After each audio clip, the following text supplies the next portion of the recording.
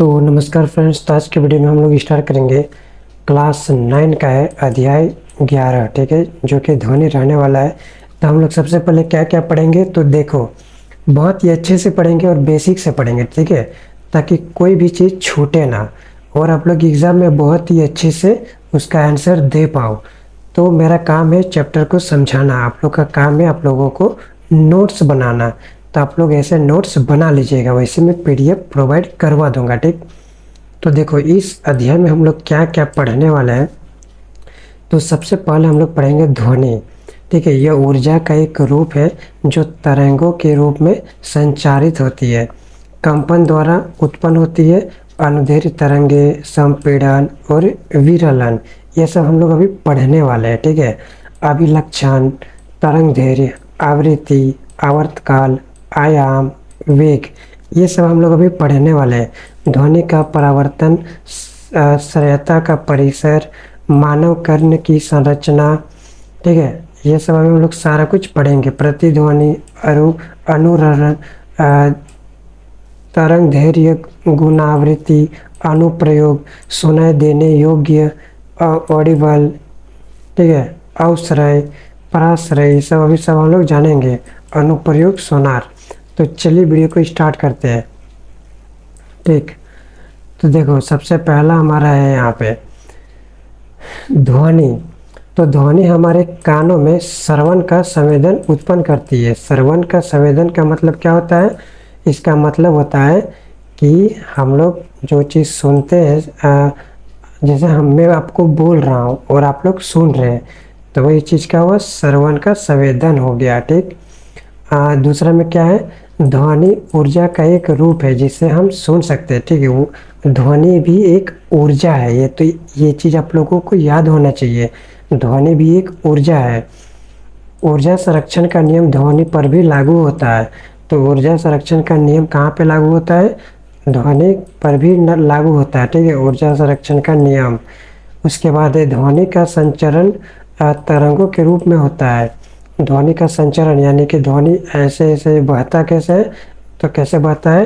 तो ध्वनि का संचरण कैसे होता है? तरंगों के रूप में। कैसे? तरंगों के रूप में होता है। ठीक, ध्वनि का उत्पादन, तो हम लोग देखेंगे कि ध्वनि का उत्पादन कैसे होता है।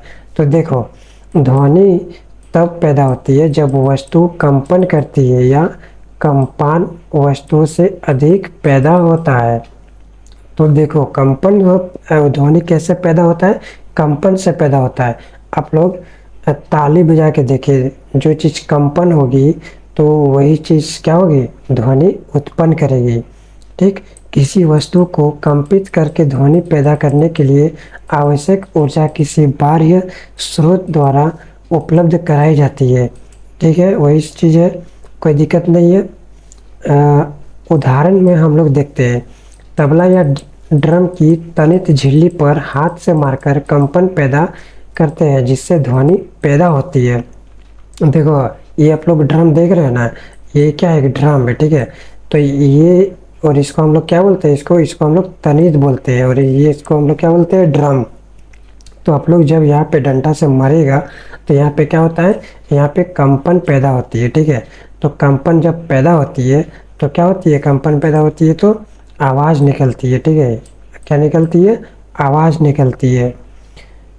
उसके बाद देखते हैं हम लोग प्रयोगशाला में कंपन स्वरित त्रिभुज से अधिक उत्पन्न करते हैं। इसको दिखाने के लिए एक छोटी टेनिस प्लास्टिक की गेंद को धागे की सहायता से किसी आधार पर लटकाकर कंपन स्वरित त्रिभुज से स्पष्ट कराते हैं। गेंद एक बड़े बॉल के द्वारा दूर धकेल दी जाती है। देखो, तो ये है एक टेनिस का बॉल। ठीक है, ये क्या है? टेनिस का बॉल है, और ये कंपन स्वरित द्विभुज है। ठीक है, ये द्विभुज है। तो जब हम लोग यहाँ पे एक रस्सी से ऐसे करके बांधेंगे, एक रस्सी से यहाँ पे टेनिस बॉल को इसे बांध दिया है। ठीक है, ऐसे करके टेनिस बॉल को बांध दिया है, और जब इसको आप लोग धकेलिएगा फिर ये आके यहाँ पे टकराएगा तो क्या होगा? आवाज़ पैदा होगा। तो ध्वनि उत्पन्न होती है किस किस कारण से? देखो, कंपन करते तंतु जैसे कि सितार से, बांसुरी से, तबला या ड्रम से, या फिर साइकिल की घंटी से, या फिर घर्षण के द्वारा क्या होती है? ध्वनि उत्पन्न होती है। वस्तु को खुरचकर या रगड़कर, कोई भी चीज़ खुरचकर देखिएगा या फिर रगड़कर देखिएगा तो क्या होगा, ध्वनि उत्पन्न होगा।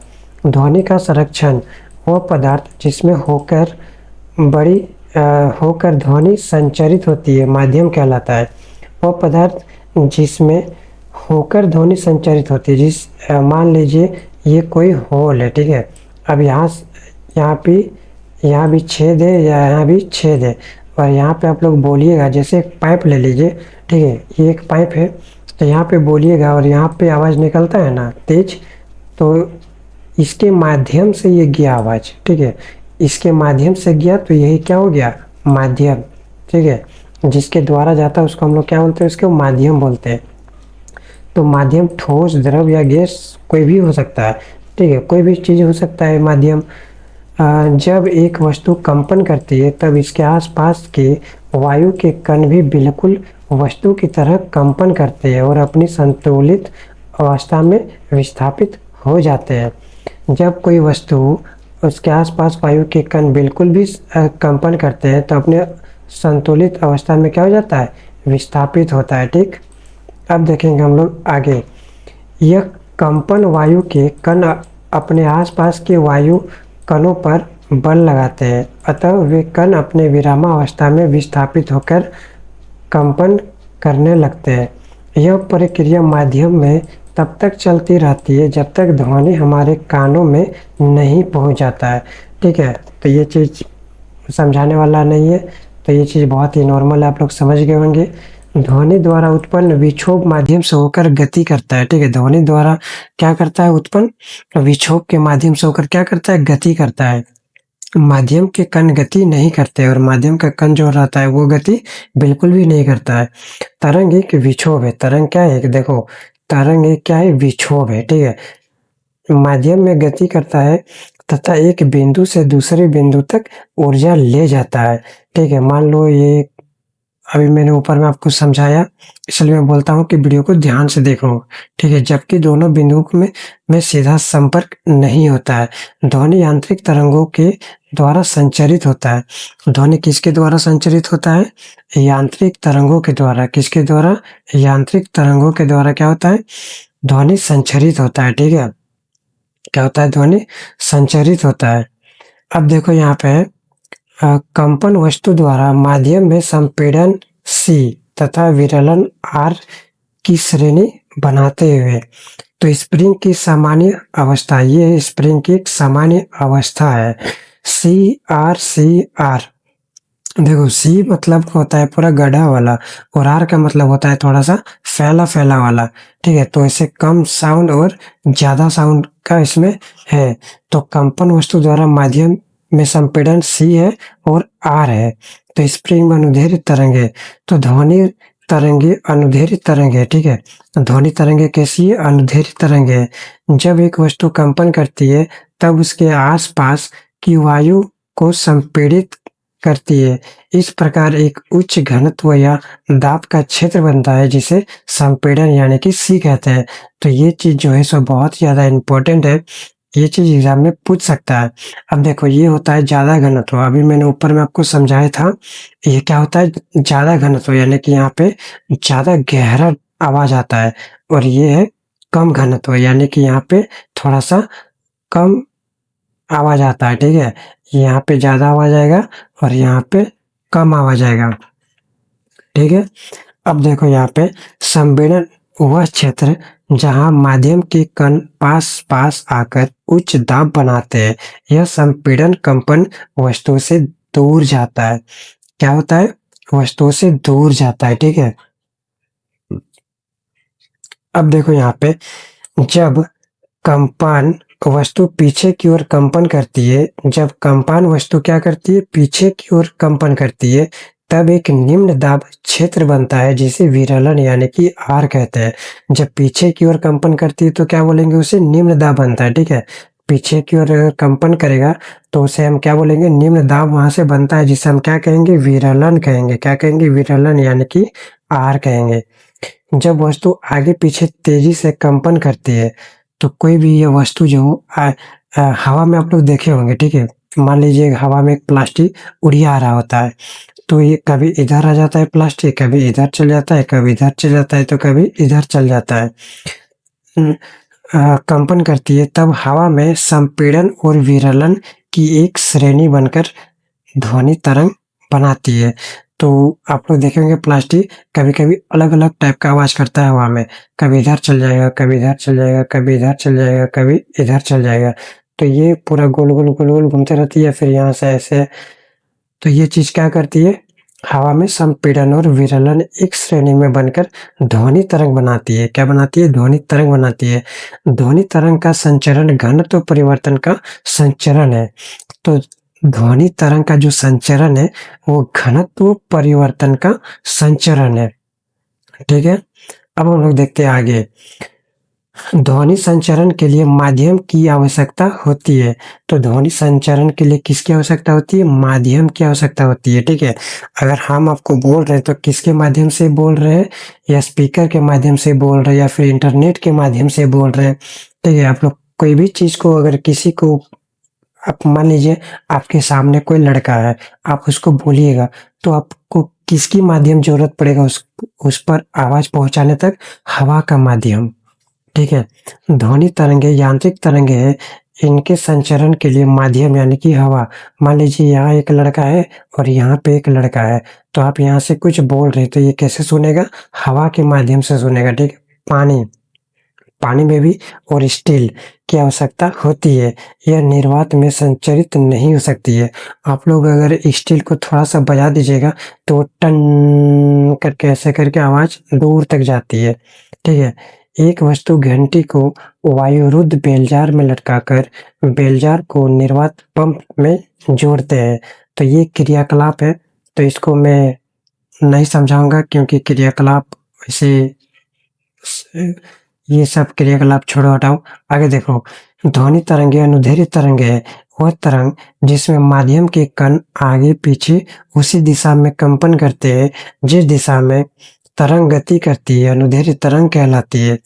वह तरंग जिसके माध्यम से कण क्या होता है? आगे पीछे उसी दिशा में कंपन करता है। ठीक है, आप लोग मैं प्लास्टिक वाला उदाहरण देके समझाया था। जब एक श्रीलंकी को धक्का देते हैं, श्रीलंकी को क्या करते हैं हम लोग? एक धक्का देते हैं तथा खींचते हैं, तब संपीड़न यानी कि श्रीलंकी की कुंडलियां पास पास आ जाती है तथा विरलन यानी कि कुंडलियां दूर दूर हो जाती है या फिर बनते हैं। अब देखो यहाँ पे, जब तरंग श्रीलंकी में गति करती है, जब तरंग क्या करती है? श्रीलंकी में जब गति करने लग जाती है तब इसकी प्रत्येक कुंडली छल्ला तरंग की दिशा में आगे पीछे एक छोटी दूरी तय करती है, अतः अनुदैर्घ्य तरंग है। यह क्या है? अनुदैर्घ्य तरंग है। ठीक है, कणों के कंपन की दिशा तरंग की दिशा के समांतर होती है। कणों के कंपन की दिशा क्या होती है? तरंग की दिशा के समांतर होती है। तो ये एक अनुदैर्घ्य तरंग और ये है तरंग की दिशा ए और बी। ठीक है, ये क्या है? एक अनुदैर्घ्य तरंग है। क्या है? अनुदैर्घ्य तरंग। जब श्रीलंकी को एक सिरे को, क्या बोला यहाँ पे देखो, जब श्रीलंकी के एक सिरे को आधार से स्थिर करके दूसरे सिरे को ऊपर नीचे तेजी से हिलाते हैं तब यह अनुप्रस्थ तरंगे उत्पन्न करती है। ठीक है, आ गया समझ में? अब हम लोग बढ़ते हैं आगे। अब देखो, यह तरंग श्रीलंकी में क्षैतिज दिशा में गति करती है जबकि श्रीलंकी की कुंडलियां कण तरंग की दिशा में लंबवत ऊपर नीचे गति करती है। तो ये चीज आप लोग पढ़ लीजिएगा। मैं आप लोगों को पीडीएफ जो दे दूं, टेलीग्राम में पीडीएफ जरूर दूंगा। ठीक है, तो कल मैं सारा का सारा पीडीएफ अपलोड कर दूंगा। ठीक, तो ये क्या है? अनुप्रस्थ तरंगे। अनुप्रस्थ तरंगे ऐसे ऐसे जाती है। ठीक है, और अनुदैर्घ्य तरंगे सीधा जाती है। तो ये चीज आप लोगों को याद हो जाना चाहिए। ठीक, अब देखो, ध्वनि तरंग की अभिलक्षण। ध्वनि तरंग के अभिलक्षण है तरंग दैर्घ्य, आवृत्ति, आयाम, आवर्तकाल तथा तरंग वेग। ये सब क्या है? अभिलक्षण है ध्वनि तरंगे के। ठीक, देखो, जब एक तरंग वायु में संचरण करती है तब हवा का घनत्व तथा दाब अपनी मध्य स्थिति से बदलते हैं। संपीड़न को शिखर या श्रृंगार यानी कि क्रेस्ट तथा विरलन को गर्त यानी कि थ्रॉट से दिखाया जाता है। संपीड़न अधिकतम घनत्व या दाब का क्षेत्र है। संपीड़न या तो क्या होता है, या फिर घनत्व हो सकता है ज्यादातर, या फिर दाब हो सकता है। विरलन न्यूनतम घनत्व या दाब का क्षेत्र है, और विरलन क्या है, सबसे नीचे घनत्व में रहता है, और इसका दाब भी पूरा नीचे न्यूनतम ही रहता है। ठीक है, घनत्व की विभिन्नताएं, तो देखो ये है, यहाँ पे स्पीकर है, ये क्या एक स्पीकर है, और यहाँ पे ज्यादा घनत्व है, आर में यहाँ पे कम घनत्व है, सी में ज्यादा है, आर में कम है। ठीक है, तो ऐसे दाब की विभिन्नता है। देखो सी में ज्यादा दाब है, सी में क्या है, ज्यादा दाब है, और आर में कम दाब है। ठीक, दूरी, घनत्व या दाब, तो ये जो हो गया ये अनुदैर्ध्य तरंग हो गया। ठीक है, और ये जो हो गया अनुप्रस्थ हो गया। तो ये चीज याद हो जाना चाहिए। अब देखते हैं आगे, तरंग दैर्घ्य। तो देखो तरंग दैर्घ्य किसे कहते हैं। ध्वनि तरंग में एक संपीड़न तथा एक सटे हुए विरलन की कुल लंबाई को गति दैर्घ्य कहते हैं, तरंग दैर्घ्य कहते हैं। ठीक है, यानी कि तरंग में एक संपीड़न तथा एक सटे हुए विरलन की कुल लंबाई तरंग दैर्घ्य कहलाता है। दो क्रमागत संपीड़न या दो क्रमागत विरलन के माध्यम बिंदुओं के बीच की दूरी को तरंग दैर्घ्य कहते हैं। तरंग दैर्घ्य को ग्रीक अक्षर यानी कि ऐसा से निरूपित करते हैं। इसका एसआई मात्रक क्या होता है, मीटर। तरंग दैर्घ्य का एसआई मात्रक क्या होता है, मीटर होता है।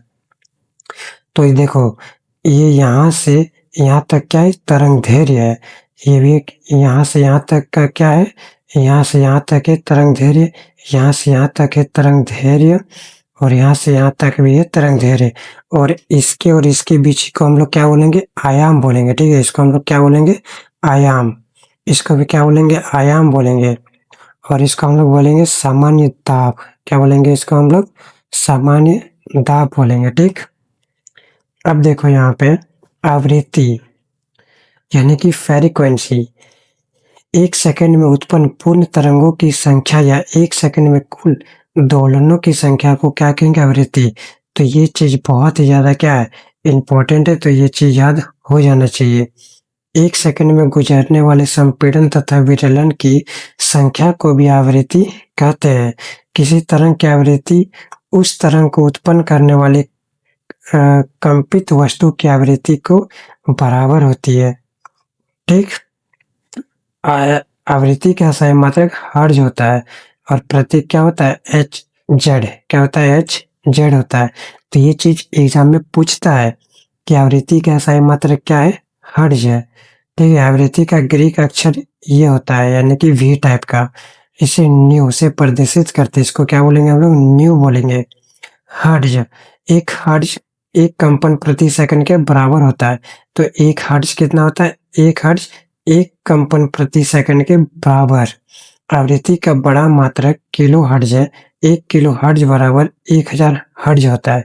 ठीक है, तो ये चीज भी जो है बहुत ही ज्यादा इंपॉर्टेंट है, क्योंकि ऐसा एग्जाम में पूछता है, तो ये चीज याद हो जाना चाहिए। अब हम लोग देखेंगे आवर्तकाल। तो एक कंपन या दोलन को पूरा करने में लिए गए समय को आवर्तकाल कहते हैं। दो क्रमागत संपीड़न या विरलन को एक निश्चित बिंदु से गुजरने में लगे समय को आवर्तकाल कहते हैं। आवर्तकाल का एसआई मात्रक क्या होता है, सेकंड होता है। ठीक है, आवर्तकाल, तो काल का मतलब होता है कि समय, तो आवर्तकाल का एसआई मात्रक क्या होगा, सेकंड हो जाएगा। इसको टी से निरूपित करते हैं। आवर्तकाल को क्या बोलते हैं, टी यानी कि टाइम। टाइम से हम लोग क्या करते हैं, इसको निरूपित करेंगे यानी कि इसको जानेंगे। किसी तरंग की आवृत्ति आवर्तकाल का व्युत्क्रमानुपाती होता है। ठीक है, क्या होता है, व्युत्क्रमानुपाती, यानी कि R is equal to 1/t होता है। ठीक, अब हम लोग देखेंगे आगे। तो देखो, अब पढ़ेंगे हम लोग आयाम। क्या पढ़ेंगे हम लोग, आयाम। तो किसी माध्यम के कणों की उनकी मूल स्थिति के दोनों और अधिकतर विस्थापन को तरंग का आयाम कहेंगे। आयाम ए से निरूपित करते हैं, तथा इसका एसआई मात्रक क्या है, मीटर है। क्या है, मीटर। ठीक है। ध्वनि से तारत्व प्रबलता का गुणवत्ता जैसे अभिलक्षण पाए जाते हैं। तारत्व यानी कि पिच, ध्वनि का तारत्व ध्वनि की आवृत्ति पर निर्भर करता है। तो ध्वनि का तारत्व किस पर निर्भर करता है? ध्वनि की आवृत्ति पर। यह आवृत्ति के समानुपाती होता है। ज़्यादा आवृत्ति ऊंचा तारत्व, कम आवृत्ति निम्न तारत्व। तो ये चीज़ याद हो जाना चाहिए। औरतों की आवाज़ तीक्ष्ण नहीं होती है, उसका तारत्व ज़्यादा होता है, जबकि पुरुषों की आवाज़ का तारत्व कम होने के कारण उसका आवाज़ सपाट होता है। देखो, तो ये चीज़ आप लोगों को मैं समझा देता हूँ, ये बहुत ज़्यादा इम्पोर्टेंट है। औरतों की जो आवाज़ रहती है वो बहुत ही पतली रहती है। किसके कारण पतली रहती है? क्योंकि उसका तारत्व ज़्यादा होता है। ठीक है, औरत यानी कि लड़की लोग का जो आवाज़ पतला रहता है वो किस लिए पतला रहता है? क्योंकि उसका तारत्व जो होता है सो बहुत ज़्यादा रहता है। ठीक। और लड़कों का जो आवाज़ रहता है थोड़ा मोटा रहता है। क्यों मोटा रहता है? क्योंकि तारत्व कम रहता है। क्या रहता है? तारत्व कम रहता है। ठीक है, सीधा एग्जाम में पूछ देता है। तो ये चीज़ आप लोग नोट्स बना लीजिएगा और वीडियो को एक लाइक कर दीजिएगा। ठीक है। उच्च तारत्व की ध्वनि में एक इकाई समय में बड़ी संख्या में संपीड़न तथा विरलन एक निश्चित बिंदु से गुजरते हैं। निम्न तारत्व कम आवृत्ति, ज़्यादा तारत्व ज़्यादा आवृत्ति। ठीक। तो निम्न तारत्व की ध्वनि ये होता है निम्न तारत्व। ठीक है, ये होता है निम्न तारत्व यानी कि स्लो स्लो। ठीक है। और ये होता है उच्च तारत्व का यानी कि जल्दी जल्दी जाता है। आ गया समझ में? अब हम लोग देखेंगे प्रबलता। तो ध्वनि की प्रबलता ध्वनि तरंगों के आयाम पर निर्भर होती है। कानों में प्रति सेकंड पहुंचाने वाली ध्वनि ऊर्जा के मापन को प्रबलता कहते हैं। क्या कहेंगे? प्रबलता। तो प्रबल ध्वनि ज़्यादा ऊर्जा और ज़्यादा आयाम। मृदु ध्वनि यानी कि स्लो वाला ध्वनि तो कम ऊर्जा कम आयाम। ठीक है, आप लोग यदि जोर से तेज से चिल्लाइएगा तो क्या होगा? आप लोग का ज़्यादा ऊर्जा खर्च होगा और आप लोग जल्दी थक जाओगे। और यही आप लोग मृदु चिल्लाओगे यानी कि धीरे धीरे चिल्लाओगे तो कम ऊर्जा खपत होगा और नहीं थकोगे। ठीक है। प्रबलता, प्रबलता को डेसिबल में मापा जाता है। प्रबलता को क्या मापेंगे हम लोग? डेसिबल में मापेंगे। तो ये बहुत ज़्यादा इम्पोर्टेंट है क्योंकि एग्ज़ाम में पूछ देगा ये सीधा। प्रबलता को डेसिबल में मापते हैं। किस में मापते हैं? डेसिबल में। देखो, ये होता है स्लो वाला साउंड और ये होता है उच्च साउंड यानी कि प्रबलता। ठीक। अब हम लोग देखेंगे आगे गौणता। तो किसी ध्वनि की गौणता उस ध्वनि द्वारा उत्पन्न तरंग की आवृत्ति पर निर्भर करती है। यह संगीतमय ध्वनि का विलक्षण है। यह हमें समान तारत्व तथा प्रबलता की ध्वनि में अंतर करने की सहायता करता है। टोन, एकल आवृत्ति की आवृत्ति को टोन कहते हैं। टोन किसको कहेंगे? एकल आवृत्ति यानी कि एक ही तरह का आवृत्ति को हम लोग क्या कहेंगे? टोन कहेंगे। यानी कि नहीं बोलते कि एक ही टोन बजा रहा है। तो अब पढ़ेंगे हम लोग स्वर यानी कि नोट। अनेक ध्वनियों का मिश्रण को स्वर कहेंगे। मान लीजिए मैं अभी अकेले बोल रहा हूँ, मेरे बगल में मेरा दोस्त बोलेगा तो आप लोगों को समझ में नहीं आएगा क्योंकि डबल डबल आवाज़ हो जाएगा। ठीक है, तो उसको हम लोग क्या बोलेंगे? स्वर बोलेंगे। शोर, तो शोर सुनने में कर्णप्रिय नहीं होता है यानी कि वो लोकप्रिय नहीं होता है यानी कि अच्छा नहीं लगता। आप लोग मेला में देखे होंगे तो जाके वहाँ पे अच्छा नहीं बोलता होगा। ठीक है, मेला में देखे होंगे ना, जाके मेला में कैसा आवाज़ आता है पूरा हो ऐसे करके। तो वो चीज़ लोकप्रिय नहीं होता है यानी कि कर्णप्रिय, हम लोग कान हमारा पसंद नहीं करता है। संगीत, संगीत सुनने में सुखद होता है। ठीक है, संगीत का मतलब होता है कि म्यूज़िक, गाना, और उसकी गुणवत्ता अच्छी होती है।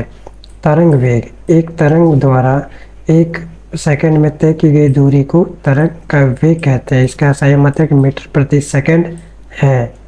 तो ये चीज़ बहुत ज़्यादा इम्पोर्टेंट है। देखो यहाँ पे ये चीज़ बहुत ज़्यादा इम्पोर्टेंट है। चली गई दूरी, वेग इज इक्वल टू होता है चली गई दूरी लिया गया समय। ठीक है, तो ये सीधा पूछ देगा एग्जाम में। ठीक है, तो वेग इज इक्वल टू तरंग दैर्घ्य गुना आवृत्ति होती है। तरंग दैर्घ्य, वेग इज इक्वल टू क्या होता है? तरंग दैर्घ्य गुना आवृत्ति। ये फॉर्मूला याद हो जाना चाहिए। तो इससे क्या बनेगा? तरंग का समीकरण निकलेगा। इसमें क्या निकलेगा? तरंग का समीकरण। ठीक है, देखो यहाँ पे निकाला है। ठीक है, अब हम लोग यहाँ पे देखेंगे विभिन्न माध्यम में ध्वनि की चाल। तो ध्वनि की चाल पदार्थ माध्यम के गुणों पर निर्भर करती है जिससे यह संचरित होती है। यह गैसों में सबसे कम, द्रवों में ज़्यादा तथा ठोस में सबसे तेज होती है। ठीक है, तो यहाँ पे कुछ इम्पोर्टेंट है नहीं। ध्वनि बूम को देखेंगे। कुछ वायुयान, गोलियां तथा रॉकेट आदि पराध्वनि चाल से बनते चलते हैं। पराध्वनिक का तात्पर्य वस्तु की उस चाल से है जो ध्वनि की चाल से तेज यानी कि ज़्यादा होती है। यह वायु में बहुत तेज आवाज़ पैदा करती है जिन्हें प्रघाती तरंगे कहती है। ठीक है, ये उतना ज़्यादा इम्पोर्टेंट नहीं है क्योंकि ऐसा नहीं कोई पूछता है। अब हम लोग देखेंगे ध्वनि का परावर्तन। तो देखो यहाँ पे प्रकाश की तरह ध्वनि भी जब किसी कठोर सतह से टकराती है, ठीक है, मान लीजिए मैं अभी अकेले बोल रहा हूँ, चार दीवारें है, तो वहाँ पे जब टकराती है तो आपस में लौटती है। यह ध्वनि का परावर्तन कहलाता है। क्या कहलाता है? परावर्तन। आप लोग कहीं हॉल में जाइएगा और वहाँ पे जाके हल्ला कीजिएगा, ठीक है, तो वहाँ पे डबल डबल आवाज़ सुना देगा क्योंकि हॉल का दीवार जो होता है वो दूर रहता है और आवाज़ आने में लेट हो जाता है हमारे कानों तक। ठीक, ध्वनि भी परावर्तन के समय प्रकाश के परावर्तन के नियमों का पालन करती है। ठीक है, तो ये अब देखो ये है दीवार है, ठीक है, और ये क्या है? पाइप है। ये क्या है? दीवार है और ये एक पाइप है, इधर भी और इधर भी। तो आप लोग जब बोलिएगा तो दीवार में टकराएगा और यहाँ से घुस के यहाँ निकल जाएगा, ऐसा होता है। ठीक है, इसको हम लोग क्या बोलेंगे? ध्वनि का परावर्तन बोलेंगे। अब हम लोग देखेंगे प्रतिध्वनि यानी कि एको, यानी कि जो डबल डबल आवाज़ आता है। तो ध्वनि तरंग के परावर्तन के कारण ध्वनि के दोहराव यानी कि पुनः सुनना को प्रतिध्वनि कहते हैं। ठीक है, तो ये चीज़ हो गया। अब हम लोग देखेंगे अनुरणन। तो किसी बड़े हॉल में हॉल की दीवारों यानी कि छत तथा फर्श से बार बार परावर्तन के कारण ध्वनि के स्थायित्व, ध्वनि या स्थायित्व का मतलब होता है ध्वनि का बने रहना, अनुरणन कहलाता है। क्या कहता है? अनुरणन। ठीक है, तो ये चीज़ें उतना भी इम्पोर्टेंट है नहीं। अब हम लोग यहाँ पे लास्ट करने वाले हैं। ठीक है, किसी बड़े हॉल या सभागार में अनुसरण को कम करने के तरीके। तो सभा भवन की छत तथा दीवारों पर संपीड़न फाइबर बोर्ड से बने पैनल ध्वनि को अवशोषण करने के लिए लगाए जाते हैं। खिड़की दरवाजा पर भारी पर्दे लगाए जाते हैं।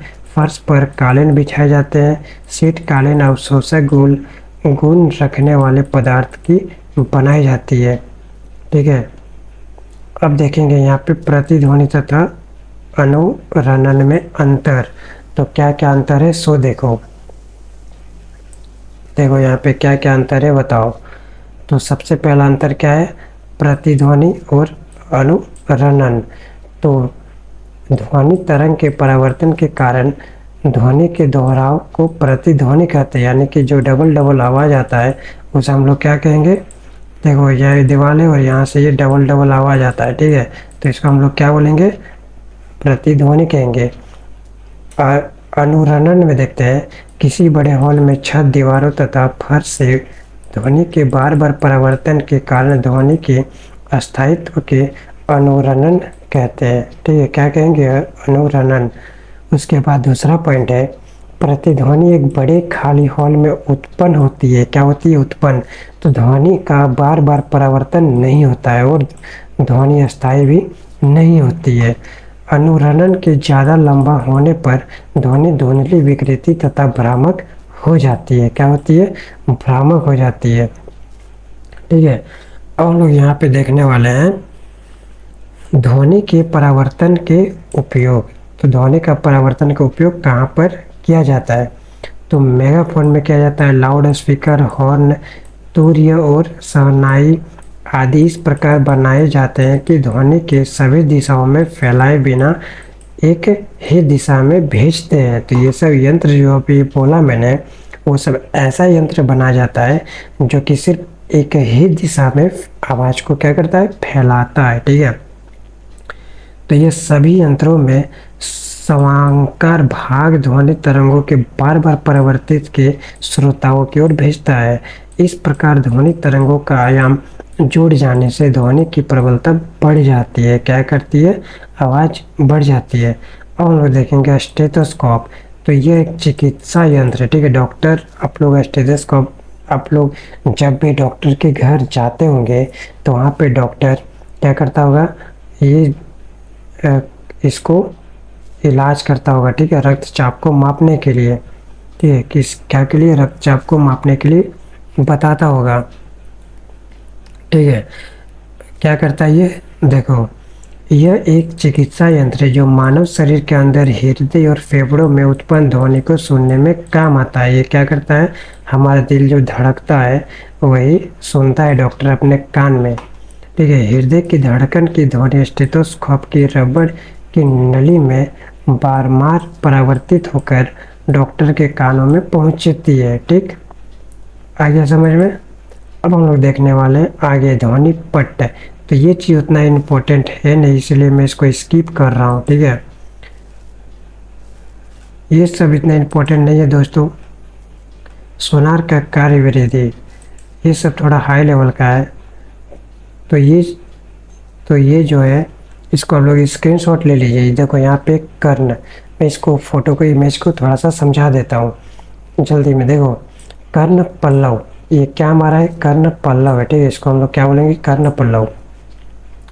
उसके बाद यहाँ पे वलयक, तो इसको हम लोग क्या बोलेंगे? इसको जो ब्लू ब्लू कलर का दिख रहा है इसको हम लोग वलयक बोलेंगे, ठीक। अंडाकार, तो ये इसको आप लोग स्क्रीनशॉट लीजिए और नोट्स बना दीजिए, ठीक है। तो चैप्टर यहीं पे समाप्त होता है। तो कल हमारा लास्ट चैप्टर है, उस चैप्टर को हम लोग पूरा कंप्लीट करने वाले हैं।